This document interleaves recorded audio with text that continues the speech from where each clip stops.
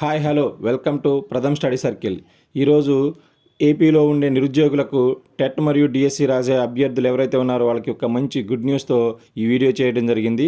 అదేంటంటే ఇటీవల 2 రోజుల క్రితం ఏపీ విద్యాశాఖ మంత్రి శ్రీ నారా లోకేష్ గారు విద్యాశాఖ అధికారులతో నిర్వహించిన సమీక్షా సమావేశంలో నిరుద్యోగుల నుంచి వచ్చిన విన్నపాలను సమీక్షించడం జరిగింది. అందులో ముఖ్యంగా టెట్కి డిఎస్సికి మధ్య కనీస కాల వ్యవధి 90 రోజులు ఉండేట్టుగా కావాలని చెప్పి నిరుద్యోగులు ఆశించడం జరిగింది.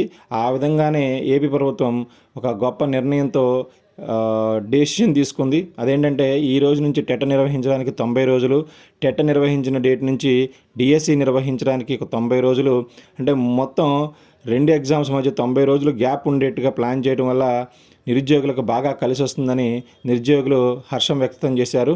అయితే మెగా డిఎస్సి 2024లో 16,347 పోస్టులు ఉండటం, అంటే అత్యధికంగా ఉండటం, గత ప్రభుత్వ హయాంలో వదిలినటువంటి 6,000 పోస్టులకి అదనంగా పోస్టులు కలిసి రావడం వల్ల ఎక్కువ మంది డిఎడ్ అండ్ బిఎడ్ కంప్లీట్ చేసిన అభ్యర్థులు ఎగ్జామ్ రాయడానికి చాలా ఇంట్రెస్ట్ చూపుతున్నారు.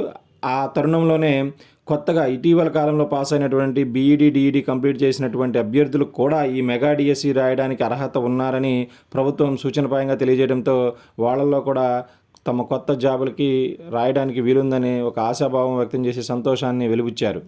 ఇలా టెట్కి డిఎస్సికి మధ్య 90 రోజుల కాల వ్యవధి ఉండటం వల్ల ఎప్పటి నుంచో లాంగ్ రన్లో ప్రిపేర్ అవుతున్న డిఎస్సి అభ్యర్థులకు ఇది ఒక ప్రిపరేషన్, అంటే రివైజ్ చేసుకోవడానికి తగిన సమయం ఉంటుందని, తర్వాత టెట్ మీద ఎవరైతే ఇప్పుడు కొత్తగా టెట్ రాసే వాళ్ళకి ఇది ఒక సువర్ణ అవకాశంలాగా వాళ్ళు భావించడం జరుగుతుంది.